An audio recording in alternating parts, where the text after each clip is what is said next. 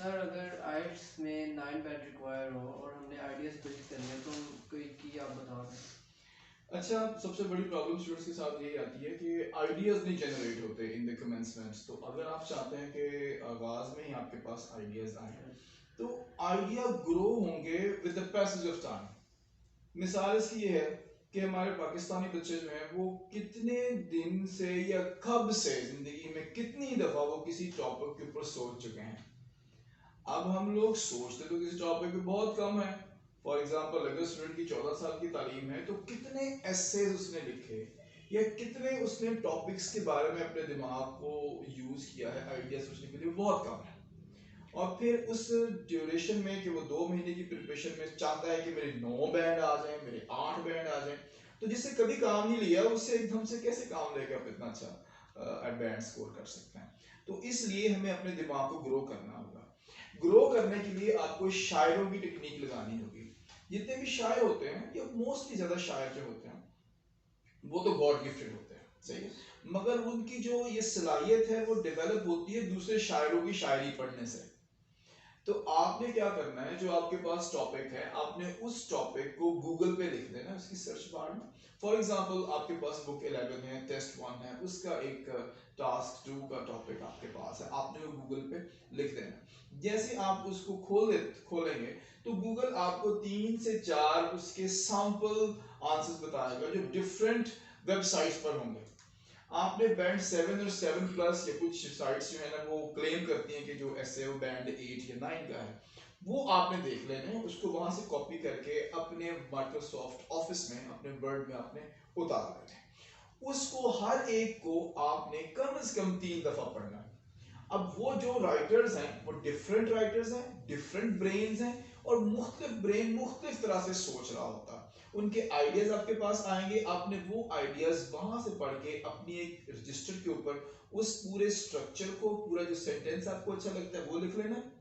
उसमें से जो आपको अनकॉमन और खूबसूरत वर्ड्स लगते हैं वो निकाल के अपनी कॉपी पे लिख लेंगे, और कुछ में से आपको पूरे के पूरे सेंटेंसेस मिल जाएंगे, अच्छा वो उतार लेंगे।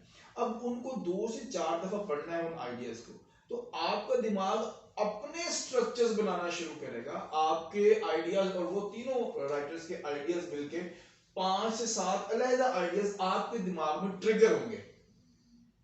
जिस तरह कोई बात सुन के आपके दिमाग में कोई लतीफा नहीं आ जाता, याद आ जाता है ना, इस तरह कोई आइडिया देख के या पढ़ के आपके दिमाग में कोई आपका अपना आइडिया आ जाएगा। वो जो आपका अपना आइडिया होगा फिर आप उसको लिखना शुरू कीजिएगा। तो याद रखिएगा, जब पहली दफा आप लिखते हैं तो वो सिंपल होता है, जो दूसरी दफा लिखेंगे वो पहले से बेहतर, तीसरी दफा उससे बेहतर। ये जनरेशन ऑफ आइडियाज होते हैं। तो जब आप आर्ट्स में आते हो पढ़ने के लिए तो सबसे पहले अपने दिमाग को सोचना सिखाएं।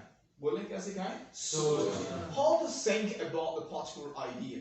उसके लिए एक पेपर ले लें, उसके ऊपर आर्ट्स की जितनी बुक्स हैं, फॉर एग्जांपल 2 बुक्स हैं आपके पास 11 और 12, उसके जो टास्क 2 के जो टॉपिक्स हैं वो उस पेपर के ऊपर लिख लें।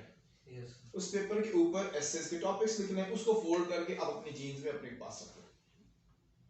अब आप फारिग बैठे हैं तो एक टॉपिक को निकालें और उसको 3 दफा पढ़ें, कम से कम 3 टाइम्स आपने पढ़ना है। पढ़ने के बाद आप उसे बंद करें और उसके बारे में बैठ के सोचें। जस्ट 5 मिनट सोचना शुरू करें और उसके बाद बंद कर दें।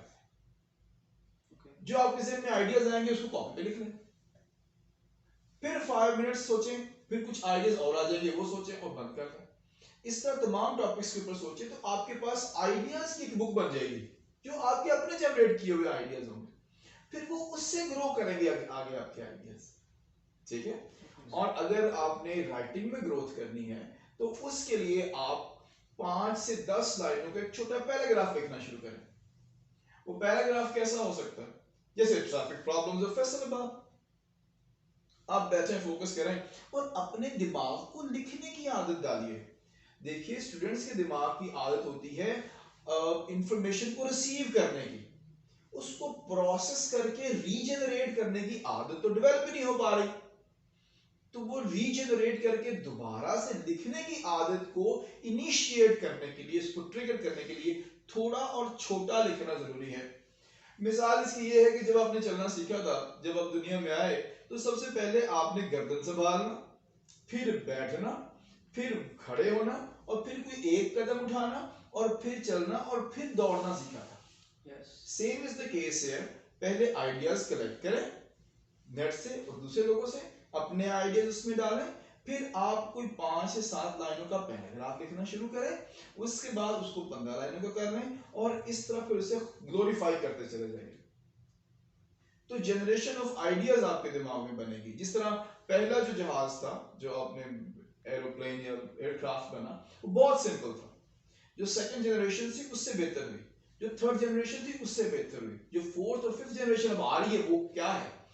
अब क्या वो जो बंदा जिसने जहाज जिसने राइट ब्रादर ने जहाज को बनाया, क्या वो तसव्वुर कर सकते थे कि आज एफ जॉइंट स्ट्राइक फाइटर 35 बन जाएगा? F-35 नहीं, जो वर्टिकल टेक ऑफ करेगा, नहीं ना। तो क्यों है तो जहाज ही, मगर पहली दफा सोचा और तरह हो गया, उसी को दोबारा सोचा और बेहतर हो गया, उसी को दोबारा सोचा और बेहतर हो गया, उसी को दोबारा। इसी तरह आप एक आइडिया को ले, उसको बार बार सोचें। एक आखिरी लाइन मैं आपको बताऊंगा, अगर आप तमाम आइल्स की किताबों के फॉर एग्जांपल 500 एसेज हैं और आप वो सारे के सारे तैयार कर लेते हैं, और आपको वहां पर 501वां ऐसे आ जाता है, तो उसका आंसर देना मुश्किल हो जाएगा। yes. और अगर आपने ऐसे को अच्छी तरह से फोर्थ जनरेशन ऑफ आइडियाज के साथ ऐसे लिखना सीख लिया, तो फिर कोई भी ऐसे आ जाएगा तो आप लिख लेंगे डेफिनेटली। सही है। तो अभी करना क्या है, आपने एक ही ऐसे पहले लिखना है, उसी को दोबारा लिखना है उससे बेहतर करके। अब पैराग्राफ से शुरू कर लें, 5 लाइनों का पैराग्राफ लिखें, उसी पैराग्राफ को दोबारा लिखें कि मैं अब इसी 5 लाइनों को मैं और इंप्रूव करूंगा, फिर उसी को तीसरी दफा, फिर चौथी दफा करें। आपको जो फोर्थ लेवल का आइडिया होगा पहले लेवल से वो बहुत डिफरेंट और आला होगा।